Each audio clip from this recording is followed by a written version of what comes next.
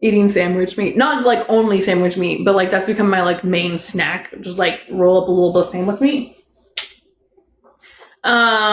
Near. I live in the Pacific Northwest.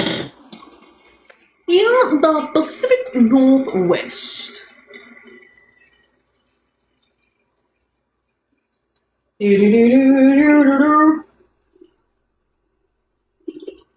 Yo, I was like thinking about all the news that I've been reading recently, and one of the ones that I read about, it's like an international story. Just like, oh, holy shit. Holy shit. Very, very tragic. Kind of crazy. I believe that it was like that the research that was being done, like this all, I believe that this all happened in China, but don't quote me on this, on like the location.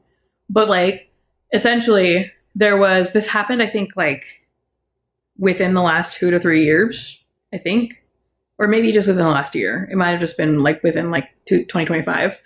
But there was a young girl who had been diagnosed with a very mild form of a behavioral disorder, like a brain related behavioral disorder, that is like a fully treatable with therapy disorder. And her parents were basically like lied to about the ins and outs of a study of like a medical study that they entered their daughter into. And she was in this study for like quite a while, and they went through multiple trials while she was in the study, where it was like it started with rat trials and then it like progressed to like ape trials.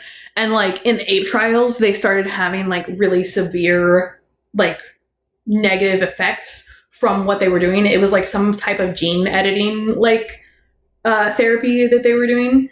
But it was like a gene editing therapy that's one of those ones that's like delivered through like a virus. And so it was like that.